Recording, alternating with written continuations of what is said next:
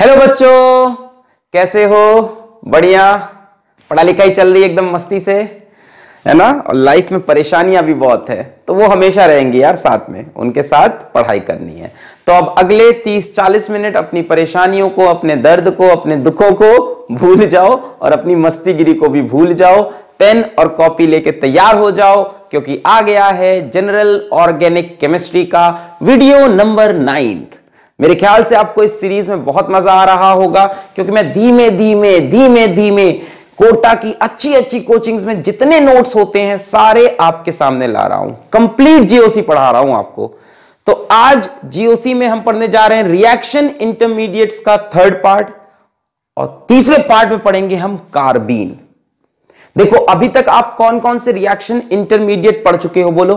Carbocation पढ़ा था पहले वीडियो में, दूसरे में फ्री रेडिकल और कार्बोएनायन। तो केमिस्ट्री में जो ज्यादातर रिएक्शन होंगे ना, उसमें जो बीच में इंटरमीडिएट बनेगा वो कार्बोकेटायन बनेगा या फ्री रेडिकल बनेगा।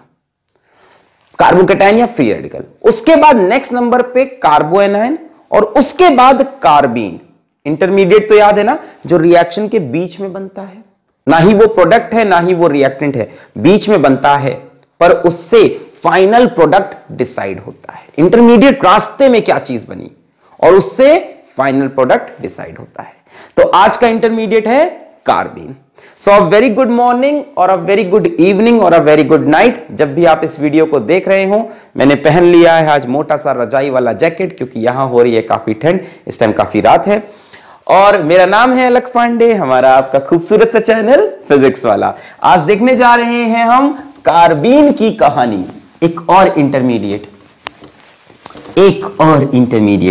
कार्बीन इंटरमीडिएट की गाथा, है ना? एक नया हीरो आया है आज, साइड हीरो है। इतना इंपॉर्टेंस नहीं दिया केमिस्ट्री में इसको, पर अगर आप अपने एम्स के पॉइंट ऑफ व्यू से देखो, आईआईटी जेई के पॉइंट ऑफ व्यू से देखो, तो कार्बीन इंपॉर्टेंट है। कार्बीन इंपॉर्टेंट, थोड़ा सीरियस हो जाओ। कार्बीन इंपॉर्टेंट है, ऐसा मत सोचना है थोड़ा कम है, पर दो बहुत फेमस रिएक्शन कार्बीन से होते हैं। दो बहुत फेमस रिएक्शन ये बताते हैं। चलिए, तो हेडिंग लगाएंगे साहब, कार्बीन मैकेनिज्म या कार्बीन इंटरमीडिएट। कार्बीन है क्या?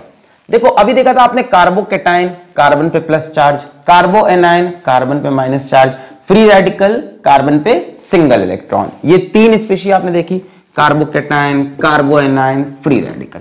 इन सब से अलग है कार्बीन।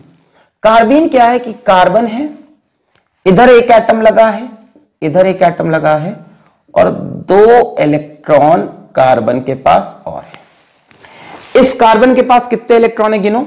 1 2 3 4 5 6। यानी कार्बीन में कार्बन के पास 6 इलेक्ट्रॉन होते हैं। यार, कार्बन के पास ऐसे भी तो 6 इलेक्ट्रॉन होते हैं। कार्बन का atomic number 6।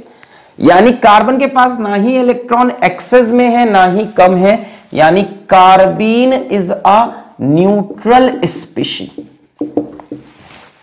Carbene is a neutral, ना ही प्लस चार्ज है ना ही माइनस चार्ज है, न्यूट्रल स्पीशी। पर ओवरऑल देखो तो ऑक्टेट कंप्लीट नहीं है, तो इन कंप्लीट ऑक्टेट होने की वजह से ये इलेक्ट्रॉन डेफिशिएंट स्पीशी कहलाएगा, है ना? जैसा कार्बन होता है भाई, कार्बन को 2 इलेक्ट्रॉन तो और चाहिए ना अभी ऑक्टेट करने के लिए। तो ये इलेक्ट्रॉन डेफिशिएंट स्पीशी, या उसी को हम इलेक्ट्रोफाइल यानी इलेक्ट्रॉन का लवर बोल सकते हैं, इलेक्ट्रोफाइल। सो कार्बीन में 6 इलेक्ट्रॉन होते हैं। वेरी इंपॉर्टेंट थिंग याद रखेंगे, कार्बीन न्यूट्रल स्पीशी है। कार्बीन न्यूट्रल है और फ्री रेडिकल न्यूट्रल है। ये न्यूट्रल स्पीशी है। इनकंप्लीट ऑक्टेट है, 6 इलेक्ट्रॉन है। इलेक्ट्रोफाइल कह सकते हैं क्योंकि इलेक्ट्रॉन की इसको जरूरत है। और एक और बड़ी इंपॉर्टेंट बात, it is highly unstable. It is highly unstable. It is very short lived. बहुत ही कम समय के लिए जिंदा रहती है। Very short lived. रहती है या रहता है उसके बारे में हमको नहीं पता, ठीक है? तो बहुत ही कम समय के लिए रिएक्शन में ये रहता है, ठीक है? और बहुत अनस्टेबल है, तुरंत कुछ ना कुछ प्रोडक्ट बना लेता है, ठीक है? अब बहुत तरह के कार्बीन होते हैं, जरा देखो। जैसे पहले करे कार्बीन है CH2 डॉट डॉट, कार्बन से 2 हाइड्रोजन लगे हैं और 2 इलेक्ट्रॉन, इसको हम बोलते हैं मिथाइल कार्बीन। मिथाइल कार्बीन, इसका कॉमन नेम है मिथिलीन।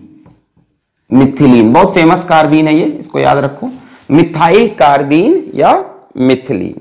जैसे दूसरे तरह का देखो CCl2 डॉट डॉट, कार्बन से 2 क्लोरीन, देखो 2 एटम लगने थे और डॉट डॉट, इसको हम बोलते हैं डाइक्लोरोकार्बीन। ये भी बहुत फेमस है, डाइक्लोरोकार्बीन। या जैसे मान लो CBr2 लिख दें dot dot, dibromocarbene. CF2 dot dot, difluorocarbene. या जैसे ये मान लो एक ये देख लो C6H5CH डॉट डॉट, इस कार्बन से 2 अलग अलग ग्रुप लगे हैं, सेम भी हो सकते हैं और अलग अलग भी हो सकते हैं, इसको हम बोलते हैं फिनाइल कार्बीन। Phenyl carbene. तो यार कार्बीन के बारे में यहां से क्या समझ में आ रहा है कि कार्बीन 2 सिग्मा बॉन्ड बनाता है, देखो H से, Cl से या H और इससे 2 सिग्मा बॉन्ड बनाता है और 2 इसके पास नॉन बॉन्डिंग इलेक्ट्रॉन होते हैं। कार्बीन के बारे में यह समझ में आया कि ये 2 सिग्मा बॉन्ड फॉर्म करता है और 2 इसके पास नॉन बॉन्डिंग इलेक्ट्रॉन होते हैं। क्या होते हैं? Non bonding electron. जरा ध्यान देना कि मैंने लोन पेयर शब्द का इस्तेमाल नहीं किया, मैंने ये नहीं बोला कि इसके पास एक लोन पेयर होता है, 2 बॉन्ड पेयर तो होते हैं, ये तो बोल सकते हो इसके पास 2 बॉन्ड पेयर हैं, BP 2 बॉन्ड पेयर, एक बॉन्ड पेयर एक बॉन्ड पेयर, पर एक लोन पेयर बोलना सही नहीं है। एक लोन पेयर बोलना, अभी आगे बताएंगे क्यों नहीं है, तुरंत मत बोल देना कि इसके पास 2 बॉन्ड पेयर है, इसको लोन पेयर मत समझना, अभी समझाएंगे क्यों, कहानी है अंदर। क्लियर है यहां तक? 2 बहुत फेमस रिएक्शन जहां पे कार्बीन दिखाई पड़ता है, उनका भी नाम आप जान ही लो, रिएक्शंस जो केमिस्ट्री में आपको देखने हैं। पहला बहुत ही फेमस रिएक्शन है reamer teamer reaction. Reamer टीमन reaction. Reamer टीमन reaction, इसकी स्पेलिंग तो सही लिखी मैंने, रीमर टीमन रिएक्शन। और दूसरा बहुत ही फेमस है कार्बिल अमीन रिएक्शन। तो एक बार कोचिंग में बच्चा हमसे बोलता है कि सर आप स्पेलिंग बहुत गलत लिखते हो, है ना, बहुत गलत है, वैक्यूम की स्पेलिंग गलत लिख दी, नेम रिएक्शन स्पेलिंग गलत लिख दी। तो हमने कहा क्या तुमको समझ में नहीं आता? मतलब हम अंग्रेजी के टीचर तो है नहीं, हम ग्रामर तो पढ़ाए ना लिटरेचर, तो तुमको समझ में नहीं आता, तुम्हें प्रॉब्लम। कहता है सर हमको स्पेलिंग गलत होती है तो हमको फील नहीं आती है। तो हमने उससे बोला ये चाहिए हाँ या ना में जवाब दो। हमने कहा हाँ ना में जवाब दो, ये चाहिए, तो उसने कहा नहीं। हमने कहा आप समझ में आ गई। ठीक है, तो ये भावना होती है ना। देखो अभी यहां से भावना चली गई, इस वर्ड से भावना पहुंच गई, दिल तक समझना है, तो यहां भी भावना समझ में आना चाहिए। ठीक है, वो आपका होता है ना कि टीचर ने गलती की पकड़ लिया, है ना। तो खैर ये स्पेलिंग सही है बाय द वे, इतने मजाक करने के बाद मैं आपको बता दूं। तो हम चलेंगे रीमन टीमन और कार्बिल अमीन रिएक्शन में। इसका इंपॉर्टेंस है, कार्बीन ऐसी स्पीशी है जिसमें 2 बॉन्ड पेयर होते हैं, 2 अनपेयर्ड इलेक्ट्रॉन होते हैं, very highly unstable, very short lived, 6 electron होते हैं, 1 2 3 4 5 6। ऑक्टेट कंप्लीट नहीं है तो इलेक्ट्रॉन डिफिशिएंट या इलेक्ट्रोफाइल। इसको हम बोलते हैं methyl carbene, dichlorocarbene, phenyl carbene, dibromocarbene भी हो सकता है। मिटा रहे, कोई भी 2 एटम लगा सकते हैं, इसमें कोई कंडीशन नहीं, कुछ भी हो सकता है। ये भी देखो कार्बीन है, CBr(I) डॉट डॉट, ये भी कार्बीन है, कोई भी 2 एटम लगा सकते हैं। क्लियर है? दोनों तरफ कार्बन भी हो सकता है उसके। चलो, तो कुछ कुछ आपको कार्बीन का इंट्रोडक्शन मिला, पर हमने आपसे बोला कि इसको आप लोन पेयर नहीं बोल सकते। 2 बॉन्ड पेयर तो हैं पर इसको लोन पेयर नहीं। आओ देखें ऐसा क्यों बोला हमने, ऐसा क्यों बोला।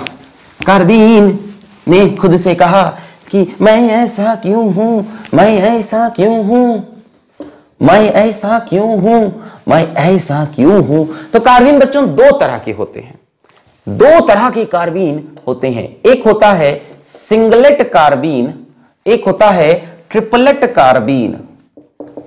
सिंगलेट कार्बीन और एक होता है triplet carbene. One is singlet carbene, one is triplet carbene. ठीक है, अब क्या डिफरेंस है इनमें? बहुत बड़ा डिफरेंस है, शेप का, हाइब्रिडाइजेशन का, रिएक्शन का, स्टेबिलिटी का, हर चीज का डिफरेंस है। समझते हैं कैसे बनेंगे सिंगलेट कार्बीन। ठीक है, लिखूंगा दोनों को एक ही तरह से, मैं लिखूंगा CH2 डॉट, ये सिंगलेट भी हो सकता है, ट्रिपलेट भी। समझो, सिंगलेट कार्बीन का जो हाइब्रिडाइजेशन है वो पाया गया sp2 हाइब्रिडाइजेशन। आओ, कार्बन का atomic number 6, electronic configuration 1s2 2s2 2p2। 2s2 2p2 को हम ऐसे बना सकते हैं, ट्यू ट्यू 2p2 ट्यू ट्यू। तो सिंगलेट कार्बीन में देखा गया कि कार्बन ग्राउंड स्टेट में ही रहता है, यानी ये इलेक्ट्रॉन जंप करके यहां नहीं जाएगा, जो नॉर्मली आप कार्बन के केस में हमेशा कराते थे, ऐसा नहीं हुआ। हाइब्रिडाइजेशन sp2 सुक सुक सुक सुक, एक s 2 p मिले और मिलकर 3 sp2 ऑर्बिटल्स बना ली ये, और एक p ऑर्बिटल, देखो ये p की 3 ऑर्बिटल है, px py pz, एक p ऑर्बिटल अपनी वैकेंट रह गई, एक p ऑर्बिटल वैकेंट रह गई। अब सुनो, CH2 तो इस हाइड्रोजन के पास एक अनपेयर्ड इलेक्ट्रॉन, इसके पास अनपेयर्ड इलेक्ट्रॉन, ये इससे ओवरलैप किया, ये उससे ओवरलैप किया, और ये खाली रह गया। यानी इसका स्ट्रक्चर मैं बनाऊं तो sp2 हाइब्रिडाइजेशन का स्ट्रक्चर कैसा होता है, sp2 हाइब्रिडाइजेशन का ट्राइगोनल प्लेनर है ना। तो इसका स्ट्रक्चर अगर मैं बनाऊं तो जुम जुम जुम ऐसे बनेगा, ट्राइगोनल प्लेनर इस तरह का। sp2 हाइब्रिडेशन, एक में लोन पेयर ऑफ इलेक्ट्रॉन है इस तरह से, और यहां पे एक सिंगल इलेक्ट्रॉन, यहां पे एक सिंगल इलेक्ट्रॉन। तो इससे तो हाइड्रोजन ओवरलैप कर जाएगा, इससे हाइड्रोजन है ना, हाइड्रोजन ओवरलैप कर गया हाइड्रोजन। अच्छा, या हाइड्रोजन हो या कोई भी एटम हो, और एक वैकेंट p ऑर्बिटल है, ये हो गई vacant p orbital. Hybridise orbital ऐसे बनाते हैं छोटी सी, और ये वैकेंट p ऑर्बिटल। अच्छा, अगर मैं इसके शेप की बात करूं तो इसका शेप ट्राइगोनल प्लेनर नहीं दिखता। रीजन क्या है, आप ध्यान से देखो, इसके पास 2 बॉन्ड पेयर हैं और एक लोन पेयर है। अच्छा, सिंगलेट कार्बीन के पास ये बात सही थी, सिंगलेट कार्बीन के लिए you can say that it has 2 bond pair and 1 lone pair. इसके लिए ये बात सही है, 2 बॉन्ड पेयर और एक लोन पेयर है। बच्चों, 2 बॉन्ड पेयर और एक लोन पेयर में शायद शेप ट्राइगोनल प्लेनर नहीं होता। वैलेंशियल इलेक्ट्रॉन पेयर रिपल्शन थ्योरी आपको याद होगी, लोन पेयर और बॉन्ड पेयर, लोन पेयर और बॉन्ड पेयर के बीच में बहुत ढेर सारा रिपल्शन लगेगा और ये बॉन्ड पेयर्स को दबा देगा। तो ये एंगल आइडियली 120 120 120 होना चाहिए, पर यहां ये एंगल 103 डिग्री होता है। ये क्यों होता है, वैलेंशियल इलेक्ट्रॉन पेयर रिपल्शन थ्योरी हमने पढ़ रखा है केमिकल बॉन्डिंग में कि लोन पेयर बॉन्ड पेयर में बहुत रिपल्शन होता है, इस बॉन्ड को थोड़ा सा दबा देता है। तो इसका जो एक्चुअल शेप हमको मिला, इसका एक्चुअल शेप हमको मिला, इसका जो एक्चुअल शेप मिला वो हमको मिला बेंट शेप, ठीक है, या वी शेप, बेंट शेप या वी शेप, मतलब CH और ये देखो लोन पेयर ऑफ इलेक्ट्रॉन्स, ऐसे बना सकता हूं मैं, CH और ये। तो भाई शेप में ये तो दिखेंगे नहीं, शेप में सिर्फ एटम्स दिखते हैं। तो देखो कैसा शेप दिख रहा है, बेंट शेप, CH और ये वैकेंट ऑर्बिटल। 2 बॉन्ड पेयर है, एक लोन पेयर है और एक वैकेंट ऑर्बिटल है। सब बातें इंपॉर्टेंट होगी बाद में। ये है हमारा सिंगलेट कार्बीन। अभी ये भी बात करेंगे इसका नाम सिंगलेट क्यों रखा। खैर, सिंगलेट कार्बीन में बात ये थी कि जो 2 इलेक्ट्रॉन, कार्बन के पास दो नॉन बॉन्डिंग इलेक्ट्रॉन थे, दोनों एक ही ऑर्बिटल में थे, इक्वल एंड अपोजिट स्पिन के साथ। अब आते हैं ट्रिपलेट कार्बीन पे। बहुत बड़ा डिफरेंस है, अभी धीमे धीमे बातें करते जाएंगे तो डिफरेंस बढ़ता जाएगा। ट्रिपलेट कार्बीन पे आते हैं, पहले बेसिक समझते हैं। ट्रिपलेट कार्बीन का हाइब्रिडाइजेशन देखा गया sp है, sp है। अच्छा, इसको भी लिखूंगा मैं ऐसे ही, CH2 डॉट डॉट। तो कार्बन का 1s2 2s2 2p2, 2s2 और 2p2 मैं बना रहा हूं यहां पे, 2s2 2p2। देखा गया कि ट्रिपलेट कार्बीन में कार्बन एक्साइटेड स्टेट में चला गया। अब क्या हो जाएगा, ये एक्साइटेड स्टेट में क्या होता है, ये इलेक्ट्रॉन जंप करके यहां आ जाता है, मतलब कि ये वाला इलेक्ट्रॉन यहां चला आया, 1 2 3 4। हाइब्रिडाइजेशन होना है sp, तो एक s और एक p मिल गया और हाइब्रिडाइज्ड ऑर्बिटल दो ठो बन गई, sp एंड sp। बची रह गई दो p की अनहाइब्रिडाइज्ड ऑर्बिटल, एक py बचा होगा, एक pz, कुछ भी बोल सकते हो, तुम्हारी मर्जी है। px मिल गया या कोई भी एक जाके मिल सकता था, खैर। अब sp मिल गई, ठीक है, ठीक है। यहां पे sp2 और sp2 था, यहां sp मिली। ये यहां पे देखा गया एक्साइटेड स्टेट में कहानी। अब sp मिल गई तो बच्चों कैसा शेप होना चाहिए? sp का शेप लीनियर होता है शायद, तो हमने देखा कि लीनियर शेप, ध्यान से देखें, ये दो sp ऑर्बिटल, यहां से मान लो हाइड्रोजन आया, ओवरलैप किया, यहां से मान लो हाइड्रोजन आया, ओवरलैप किया, है ना। इसमें एक इलेक्ट्रॉन है, इसमें भी एक इलेक्ट्रॉन है, यहां से हाइड्रोजन का एक इलेक्ट्रॉन ओवरलैप किया, यहां से हाइड्रोजन का एक इलेक्ट्रॉन ओवरलैप किया, ठीक है, क्लियर है, क्लियर। अब बच्चे क्या, py और pz, तो ये मैंने बनाया py और ये मान लो pz, ठीक है, पूरा pz और ये py। एक इलेक्ट्रॉन py में है, एक इलेक्ट्रॉन pz में है, चाहो तो यहां बनाओ और चाहो तो pz वाला इलेक्ट्रॉन यहां पे बनाओ pz में, ठीक है। थोड़ा सा रिपल्शन कम होगा इसलिए मैंने ये डायग्राम बनाया, थोड़ा ज्यादा अच्छा सूट कर रहा है इसलिए मैंने बनाया। डिफरेंस देखो साफ साफ है, ये जो दो इलेक्ट्रॉन हैं वो सिंगलेट कार्बीन में सेम ऑर्बिटल के अंदर है विथ अपोजिट स्पिन।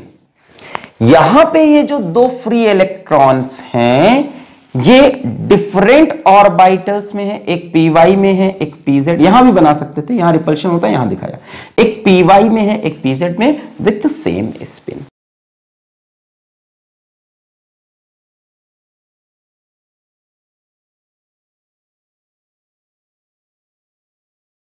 डिफरेंस समझ में आया?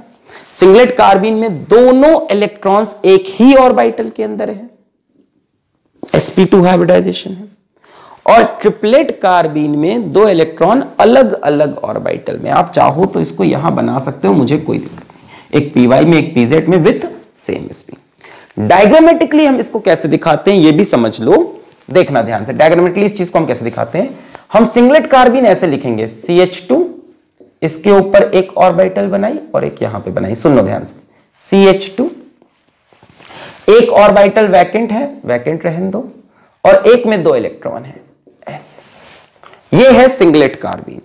और ट्रिपलेट कार्बीन को हम कैसे दिखाते हैं जरा देखो। ट्रिपलेट कार्बीन के लिए हम लिखेंगे, यहां लिख लूं, यहां लिखता हूं, CH2, एक ऑर्बिटल ये, एक ऑर्बिटल ये, और इस बार देखो दोनों में एक एक इलेक्ट्रॉन है, एक इसमें एक इसमें। ये तो चले गए बॉन्डिंग में, जैसे यहां पे ये तो चले गए बॉन्डिंग में। अब एक ऑर्बिटल ये, एक ये, जिस पे ध्यान देना, ये तो गए बॉन्डिंग में, दो तो गए बॉन्डिंग में, देखो ये दोनों तो बॉन्डिंग में गए, जैसे ये दोनों तो बॉन्डिंग में। अब एक इस पे ध्यान देना है, किस पे, तो एक में पेयर्ड इलेक्ट्रॉन है, एक कंप्लीटली फ्री है।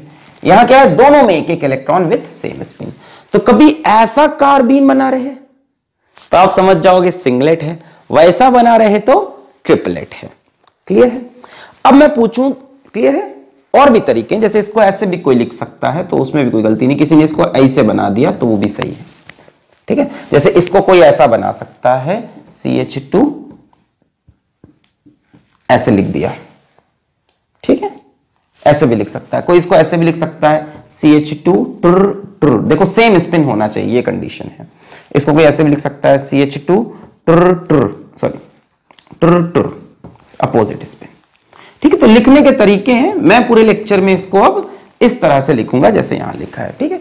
कोई किसी भी तरह लिखे, ध्यान देना कि अगर दोनों इलेक्ट्रॉन के स्पिन सेम हो तो ट्रिपलेट है, दोनों के स्पिन अपोजिट हो और दोनों साथ में हो तो सिंगलेट है। इन शॉर्ट, सिंगलेट में जो दोनों इलेक्ट्रॉन फ्री हैं वो एक ही ऑर्बिटल में है, और ट्रिपलेट में दोनों इलेक्ट्रॉन अलग अलग ऑर्बिटल में। पहले इतना नोट कर लो, ध्यान से नोट कर लो, एकदम नई चीजें मैं समझ रहा हूं, नोट कर ले, पॉज करके स्क्रीन को नोट कर लें इस बात को। अब मैं आपसे पूछूं कि दोनों में से डायामैग्नेटिक कौन है और पैरामैग्नेटिक कौन है, तो बच्चों जहां पे इलेक्ट्रॉन अनपेयर्ड होते हैं वो होता है पैरामैग्नेटिक। यहां पे देखो दो इलेक्ट्रॉन अनपेयर्ड हैं, so this will be what, this will be unpaired electron होने की वजह से ये हो जाएगा पैरामैग्नेटिक। पैरामैग्नेटिक, पैरामैग्नेटिक यानी मैग्नेटिक फील्ड में ये अट्रैक्ट होगा। और यहां पे देखो पेयर्ड इलेक्ट्रॉन है तो ड्यू टू पेयर्ड इलेक्ट्रॉन्स ये हो जाएगा मेरा डायामैग्नेटिक, डायामैग्नेटिक, डायामैग्नेटिक। क्लियर है? क्लियर है? नोट कर लिया इतना? और कुछ बातें बताएं? ये सब मिटा दें, अब समझ में आ गया है? अच्छा,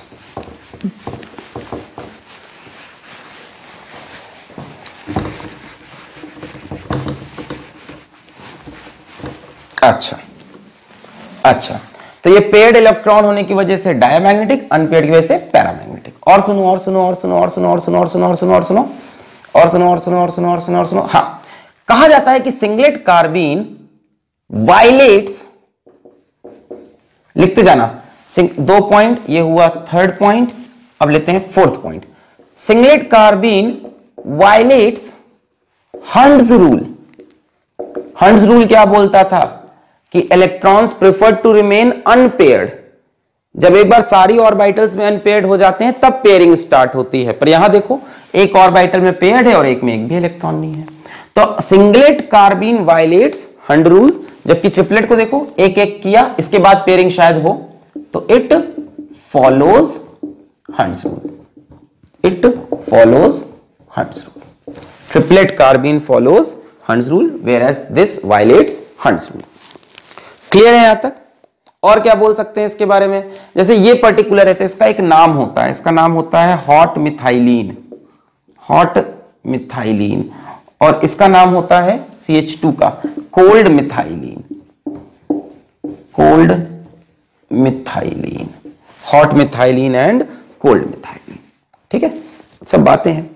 अब बात आती है सबसे इंपॉर्टेंट जो अभी तक मैं मिस कर रहा था, कि इसका नाम सिंगलेट कार्बीन क्यों है और उसका नाम ट्रिपलेट कार्बीन क्यों है। पहले इतना नोट कर लें, इसको मिटा के बताऊं फिर मैं उस बात को, कि नाम सिंगलेट और ट्रिपलेट क्यों रखा, नाम सिंगलेट और ट्रिपलेट क्यों रखा। मिटा दूं, नाम सिंगलेट और ट्रिपलेट क्यों रखा।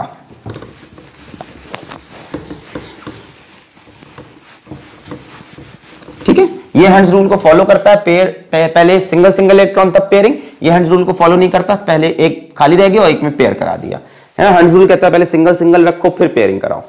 ठीक है, ये कैसा होगा हमारा डायामैग्नेटिक, मैग्नेटिक फील्ड में अट्रैक्ट नहीं होगा पेयर्ड इलेक्ट्रॉन। ये कैसा होगा पैरामैग्नेटिक, सिंगल सिंगल इलेक्ट्रॉन दिखाई पड़ रहा है। इसमें जो दोनों इलेक्ट्रॉन है कार्बीन के वो एक ही ऑर्बिटल है, इसमें दोनों इलेक्ट्रॉन अलग अलग ऑर्बिटल में। इसका हाइब्रिडाइजेशन sp2, इसका हाइब्रिडाइजेशन sp। इसका शेप अपना ट्राइगोनल प्लेनर या बेंट शेप वी शेप, और इसका शेप हमारा, बोलो इसका शेप हमारा लीनियर। बोलो इतनी बात याद रहेगी, लिख दें यहाँ पे।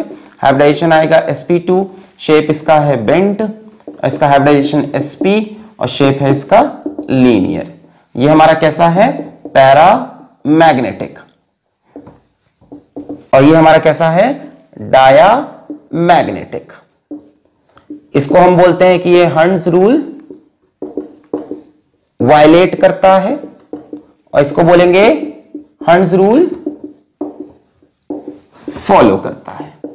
इसका दूसरा नाम हमने क्या पढ़ा, हॉट मिथाइलिन, और इसका दूसरा नाम क्या है कोल्ड मिथाइलिन। वो पर्टिकुलर सिर्फ CH2 पे लगाओगे मिथाइलिन वाला नाम। मतलब ऐसा भी तो हो सकता है ट्रिपलेट कार्बीन, देखो जरा, मान लो CCl2 हो तो CCl2,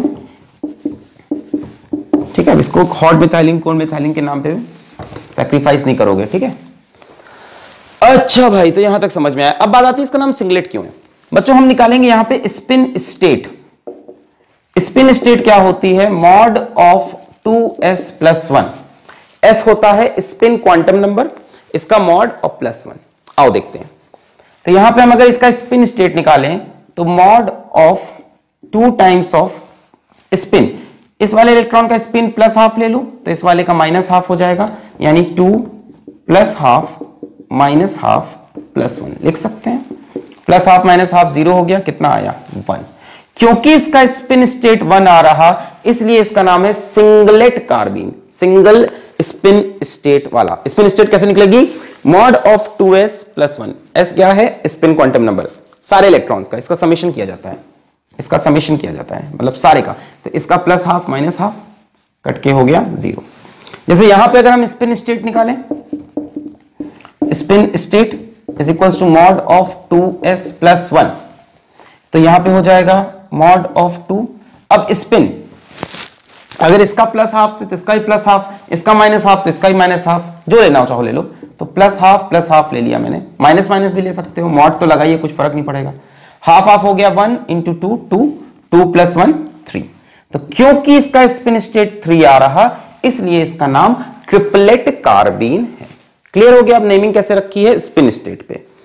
2s प्लस 1, इसके स्पिन कैंसिल होकर लास्ट में 1 आ रहा, इसके स्पिन दोनों के प्लस हाफ ले लो तो भी ऐड, माइनस हाफ तो भी 1, माइनस 1 इंटू 2 माइनस 2, मॉड लगा के 2 प्लस 1 3, मॉड 2s प्लस 1। इस पे इनकी नेमिंग कर रखी है हमने।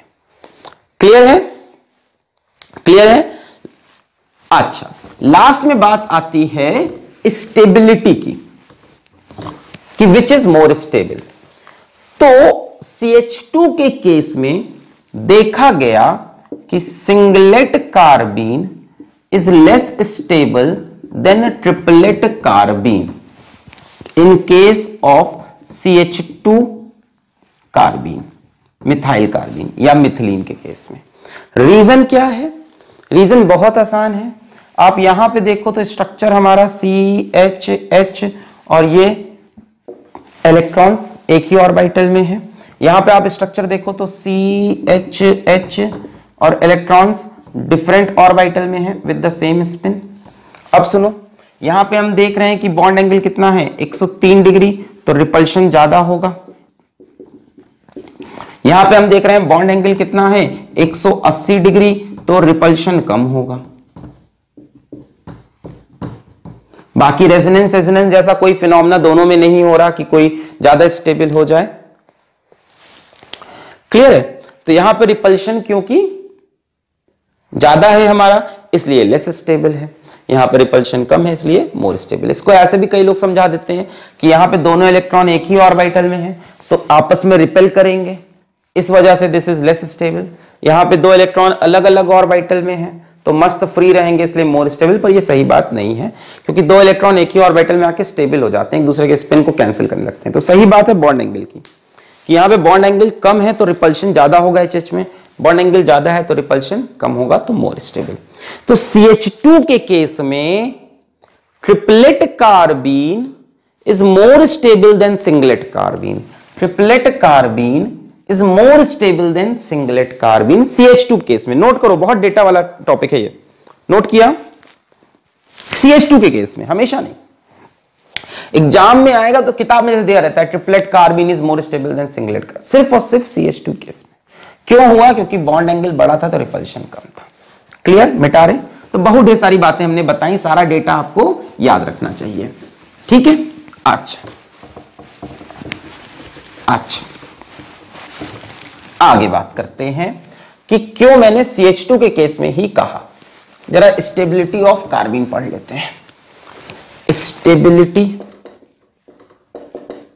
Of carbene. कार्बीन कहानी समझ में आ गई है।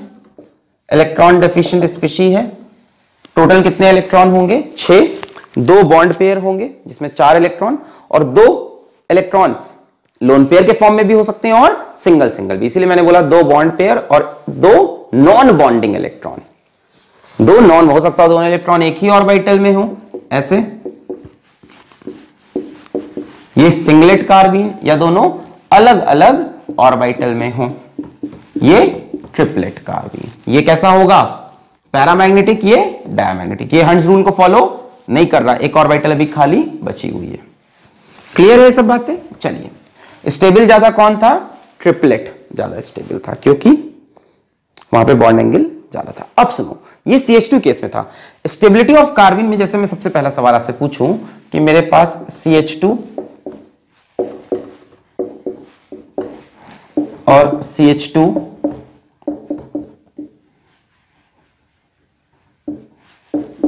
इन दोनों में से ज्यादा स्टेबल कौन है? ये कौन सा कार्बन है? सिंगलेट, और ये कौन सा है? ट्रिपलेट। तो विच इज मोर स्टेबल? आपका आंसर होगा triplet is more stable, bond angle इसमें ज्यादा होता है। दूसरा क्वेश्चन, Cl2 CCl2। इन दोनों में से ज्यादा स्टेबल कौन है? ये कौन सा है? सिंगलेट, और ये कौन सा है? ट्रिपलेट। तो जनरली आप बोलोगे यहां पे बॉन्ड एंगल ज्यादा होगा भाई, हाइब्रिडेशन sp होगा तो लीनियर स्ट्रक्चर होगा तो ये मोर स्टेबल, पर ऐसा हुआ नहीं। देखा गया यहां पे singlet carbene is more stable. For example जितने भी हैलोजेंस वाले बनाओगे CBr2, CBr2 में singlet carbene is more stable than triplet.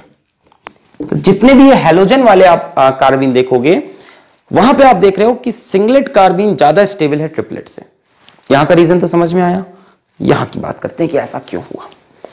Y in halogens triplet carbene is less stable and singlet is more stable. और समझते हैं, जैसे मान लो मैं यहां पे ट्रिपलेट बनाऊं, इसका सिंगलेट बनाऊं, सॉरी सिंगलेट कार्बिन बनाओ CBr2, तो CBr, ये CBr2 हाइब्रिडेशन क्या होगा इसका? sp2, तो CBr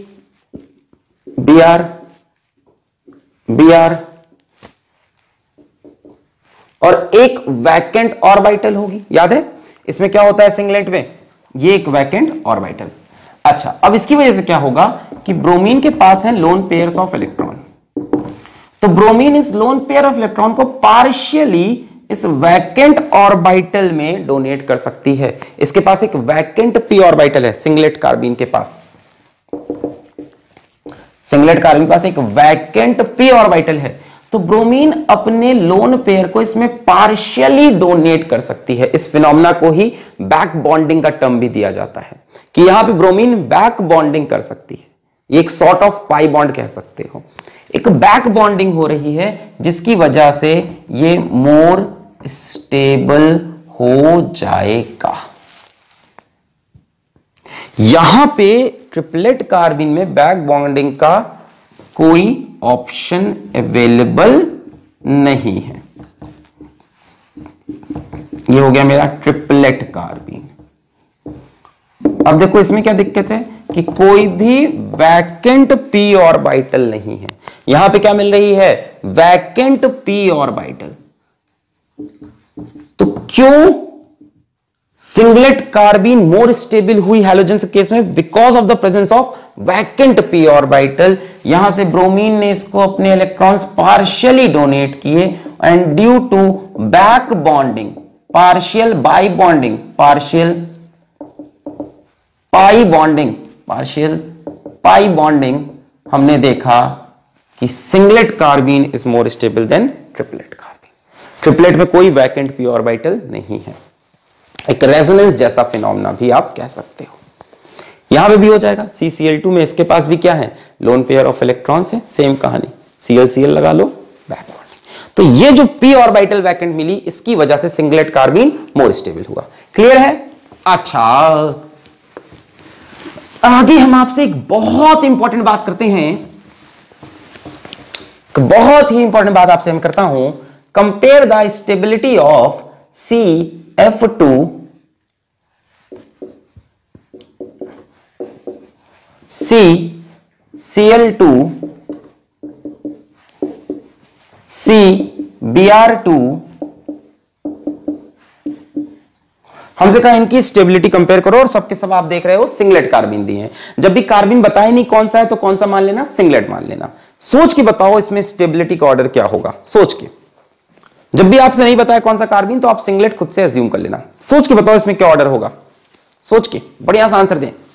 चलिए तो जो आंसर है वो है CF2 more stable than ClCl2 more stable than CBr2। Answer ऐसे भी लिखा हो किताब में, CF2 more stable than CCl2 more stable than CBr2। Free radical, sorry कार्बिन।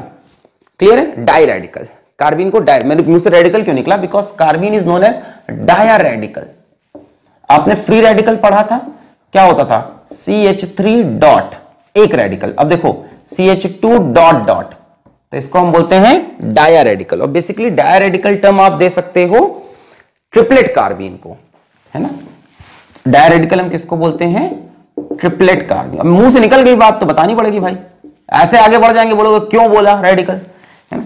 Triplet carbene को डाया रेडिकल के नाम से जाना जाता है, सिंगलेट को नहीं बोलते। काहे? देखो ट्रिपलेट कार्बन ट्यू ट्यू ट्यू ट्यू, सॉरी ट्यू ट्यू, ठीक है, एक्स वाई ये बोलो है कि नहीं डायरेडिकल, डॉट डॉट, तो इसको डायरेडिकल भी बोलते हैं ट्रिपलेट को, ठीक है। खैर वापस आते हैं, तो स्टेबिलिटी का ऑर्डर है CF2 greater than CCl2 greater than CBr2। तो ऐसा क्यों होता है समझो, देखो यहां पे वैकेंट p ऑर्बिटल है और फ्लोरीन के इलेक्ट्रॉन्स किस ऑर्बिटल में होते हैं, p ऑर्बिटल में, यानी यहां जो पार्शियल पाई बॉन्ड बन रहा है वो 2p ऑर्बिटल, कार्बन के पास 2p वैकेंट है, और फ्लोरीन के भी इलेक्ट्रॉन किस में है, 2p में, सेकंड ग्रुप का ये, सेकंड पीरियड का ये, तो 2p के बीच में बैक बॉन्डिंग या पार्शियल पाई बॉन्डिंग हो रही है। कार्बन के पास कौन सी वैकेंट ऑर्बिटल है, 2p। क्लोरीन के लोन पेयर्स किस में होते हैं, 3p ऑर्बिटल में। क्लोरीन का अगर इलेक्ट्रॉनिक कॉन्फ़िगरेशन करोगे तो 3p5 आएगा, 3s2 3p5, यानी ये जो लोन पेयर के इलेक्ट्रॉन बैक बॉन्डिंग में है वो 3p के हैं। यहां कार्बन के 2p के और ब्रोमीन के कहां से आएंगे, 4p से। तो ये वाला जो बैक बॉन्डिंग या पार्शियल पाई बॉन्डिंग हो रही है 2p में, ये 2p 3p में, ये 2p 4p में। सबसे अच्छी किसमें होगी, जिसमें सबसे ज्यादा सिमेट्री हो, 2p 2p। यहां की बैक बॉन्डिंग सबसे strong, this is more stable than this than this. Clear है, क्लियर है। ऐसे भी समझ सकते हो कि फ्लोरीन को अपने इलेक्ट्रॉन देने की जल्दी सबसे ज्यादा होती है, अपने लोन पेयर को डोनेट करने की टेंडेंसी सबसे ज्यादा होती है। क्यों? क्योंकि फ्लोरीन का साइज छोटा आता है, तो उससे वो इलेक्ट्रॉन बर्दाश्त नहीं हो रहे लोन पेयर वाले, तो वो जल्दी से डोनेट कर देता है और जल्दी से बैक बॉन्डिंग या पार्शियल पाई बॉन्डिंग कर लेता है। क्लोरीन का साइज बड़ा है तो लोन पेयर को रखा रहता है अपने ऊपर, इतनी इजीली डोनेट नहीं करता। Anyways, this is the stability order of carbenes, CF2 is greater than CCl2 is greater than CBr2। याद रखेंगे, आगे बढ़ जाएं। ओके, तो आपने कई बातें सीखी कि जब CH2 हो तब हमारा ट्रिपलेट कार्बीन ज्यादा स्टेबल होता है, पर जब CF2 हो, CBr2 हो, CCl2 हो तब हमारा सिंगलेट कार्बीन ज्यादा स्टेबल होता है, क्योंकि एक वैकेंट p ऑर्बिटल में बैक बॉन्डिंग स्टार्ट होती है। फिर आपने कहा CF2 greater than CCl2 greater than CBr2। अब बात करते हैं फॉर्मेशन ऑफ कार्बीन की, कि कहां मिलते हैं कार्बीन, फॉर्मेशन ऑफ कार्बीन। तो एक बहुत ही फेमस तरीका है कार्बीन के फॉर्मेशन का। अच्छा, एक बात ये समझ लो कि कार्बीन टिकेगा नहीं, carbene is not a product, is not a product, ठीक है, इंटरमीडिएट है। फॉर्मेशन ऑफ कार्बीन का ये मतलब नहीं कि इस रिएक्शन से हम कार्बीन प्रिपेयर कर रहे हैं, नहीं, कार्बीन बीच में कहीं बनेगा और बाद में खत्म हो जाएगा। पर आज हम बात वहीं तक करेंगे जहां तक कार्बीन मिलेगा, उसके बाद आगे रिएक्शन करेगा, आज उसकी बात नहीं करेंगे। किसी रिएक्शन का प्रोडक्ट नहीं है carbene, it is a intermediate, it is an intermediate, बीच में आएगा फिर चला जाएगा। जैसे मान लो सबसे फेमस रिएक्शन इसका ले लेते हैं, CHCl3, पहचान रहे, क्लोरोफॉर्म प्लस कोई बेस, जैसे ले लिया KOH, NaOH भी लिखा हो सकता था, कोई भी बेस हो सकता है, यहाँ पे C2H5O- भी हो सकता है, C6H5O- हो सकता है, ठीक है, कोई भी बेस लगा हुआ है। अब बेस के प्रेजेंस में क्या होगा कि क्लोरोफॉर्म जो होता है थोड़ा सा एसिडिक होता है। थोड़ी सी रिएक्शंस की बातें आज हम कर लेते हैं। CHCl अब ये एसिडिक क्यों होता है आप समझ गए होगे, क्योंकि यहां से अगर H+ निकलता है तो क्लोरीन पे माइनस आएगा और माइनस को कार्बन पे माइनस आएगा और क्लोरीन उसको खींचने लगेगा, जिसकी वजह से यहाँ माइनस चार्ज कम हो जाएगा और ये स्टेबल हो जाएगा। समझ में आ रही है बात? मैंने बहुत दिन से एसिड कैरेक्टर पढ़ा रहा हूं। अगर यहाँ से H+ निकलेगा तो इसके ऊपर माइनस आएगा, इस माइनस को क्लोरीन खींच लेगा तो माइनस थोड़ा कम हो जाएगा, ये स्टेबल, ठीक है। तो ये थोड़े से एसिडिक होते हैं क्लोरोफॉर्म, उसी प्रॉपर्टी का यहाँ पे हम यूज करेंगे H, और यहाँ बेस से आया OH-, तो एक सिंपल एसिड बेस रिएक्शन होगा, यहां से OH- और यहां से निकलेगा H+, ये दोनों इलेक्ट्रॉन कार्बन को देके, तो एक एसिड और बेस का रिएक्शन हुआ, क्या निकला, H2O। क्या बनेगा जरा ध्यान से देखें, क्या बनेगा, क्या बनेगा, क्या बनेगा, CCl ये बना, ठीक है, CCl3। अब क्या होता है कि बेस का ये कैटायन K+ अटैक करेगा और K+ को देख के यहां से एक क्लोरीन बाहर को भाग आएगा इलेक्ट्रॉन लेकर Cl- के फॉर्म में, ठीक है। अब जैसे ये अगर यहीं पे Br होता तो और इजीली बाहर आता, यहीं पे आयोडीन होता तो और इजीली बाहर आता। सबसे इजीली आयोडीन बाहर आएगा, फिर ब्रोमीन बाहर आएगा, फिर क्लोरीन, फिर फ्लोरीन। ये होता है, इसको हम बोलते हैं लीविंग ग्रुप टेंडेंसी। क्या बोलते हैं? Leaving group tendency. Leaving group tendency, कि कौन इजीली लीव कर सकता है। तो आयोडीन सबसे इजीली लीव करता है, उसके बाद ब्रोमीन, उसके बाद क्लोरीन, उसके बाद फ्लोरीन। ये आगे आएगा भी लेक्चर्स में ऑर्गेनिक के, हम बताएंगे। सब रिएक्शन मैकेनिज्म स्टार्ट हो गया थोड़ा थोड़ा। आयोडीन का क्या होता है कि साइज बड़ा होता है, तो इलेक्ट्रॉन खींच कर चला जाता है बाहर। फ्लोरीन इलेक्ट्रॉन खींच कर बाहर, देखो फ्लोरीन इलेक्ट्रोनेगेटिव है, पर यहां पे कंप्लीटली इलेक्ट्रॉन निकालने की बात हो रही है, इलेक्ट्रॉन एफिनिटी की बात हो रही है, जो कि फ्लोरीन की बहुत खराब होती है। फ्लोरीन इलेक्ट्रॉन खींच सकता है पर लेके जा नहीं सकता, फ्लोरीन का घर बहुत छोटा है, फ्लोरीन की साइज बहुत छोटी। तो सबसे अच्छी लीविंग टेंडेंसी होती है आयोडीन की, बड़ा भी है, इलेक्ट्रॉन को खींचा और अपने घर में लेके चला गया। फ्लोरीन का घर छोटा है, ले नहीं जा सकता। खैर, तो यहां से Cl माइनस बाहर निकला K के साथ, तो निकला माइनस KCl। अब Cl माइनस बाहर निकलेगा तो क्या बचेगा, Cl डॉट डॉट, क्या बन गया, डाइक्लोरोकार्बीन। क्या बन गया, डाइक्लोरोकार्बीन। क्या बन गया, डाइक्लोरोकार्बीन। मैं आपसे पूछूं ये डाइक्लोरोकार्बीन कैसा होगा, सिंगलेट होगा कि ट्रिपलेट होगा? डेफिनेटली सिंगलेट होगा, क्योंकि डेफिनेटली सिंगलेट होगा, क्योंकि सिंगलेट ज्यादा स्टेबल होता है। Cl ये ऐसे लिख लो, CCl2 ये वाला होगा, ताकि इसमें इस वैकेंट ऑर्बिटल में क्लोरीन अपने लोन पेयर डोनेट करके बैक बॉन्डिंग करके स्टेबल हो जाए। तो डेफिनेटली कौन सा कार्बन बना होगा यहां पे, सिंगलेट कार्बन। क्लियर हुआ? अब इसके बाद रिएक्शन आगे बढ़ेगा सिंगलेट कार्बन का, उसके बारे में बात नहीं करेंगे। कोई भी बेस हो सकता है क्लोरोफॉर्म से, ये रिएक्शन बहुत इंपॉर्टेंट है। जरा इसी के जैसे रिएक्शन देखो, मिटा रहे। पहली स्टेप में क्या हुआ, H+ निकला बेस के साथ। अगले स्टेप में क्या हुआ, Cl माइनस बाहर निकला K+ के साथ। क्या बचा, कार्बन के electron 1 2 3 4 5 6, neutral species, neutral species. जरा एक रिएक्शन आप करके दिखाएं इसी तरह का। मान लीजिए आपसे बोलता है CHF2Cl, वो बोलता है यहां पे बेस लगा है, OH माइनस लगा है, NH2 लगा है, कुछ भी लगा है, फिनॉक्साइड आयन लगा है, PHO माइनस। आपसे बोलता है बताइए कौन सा कार्बन बनेगा। तो बच्चों पहली स्टेप में क्या निकलेगा, H+ OH माइनस के साथ, तो क्या बनेगा, CF2Cl माइनस। बोलो सही है, बोलो सही है। पहली स्टेप में यहां से क्या निकला, H+, देखो CHFFCl। तो पहली स्टेप में क्या हुआ, OH माइनस अटैक करेगा, यहां से निकलेगा, सॉरी ये इलेक्ट्रॉन इधर देखिए, यहां से क्या निकलेगा, H+, तो निकला H2O। तो क्या बना, CFFCl और माइनस। अब नेक्स्ट स्टेप में क्या होगा, यहां से है ना, Na+, K+, जो भी है वो अटैक करेगा। अब यहां से फ्लोरीन लीव करेगा कि क्लोरीन, तो मैंने इसीलिए सिखाया क्लोरीन का साइज बड़ा है, वो इलेक्ट्रॉन लेकर लीव कर जाएगा। तो माइनस NaCl और बचा क्या, CF2 डॉट डॉट, डाइफ्लोरोकार्बन। कैसा होगा डाइफ्लोरोकार्बन भी, सिंगलेट होगा। क्यों सिंगलेट होगा, क्योंकि सिंगलेट में बैक बॉन्डिंग से स्टेबिलिटी मिलती है। ऐसा बोलो, क्लियर है, क्लियर है, क्लियर है, क्लियर है, क्लियर क्लियर है। अच्छा जरा इसमें बताओ कौन सा कार्बन बनेगा। एक और मैं देता हूं, चलिए नंबर 3 CHI2Br, नंबर 4 CHFBrCl,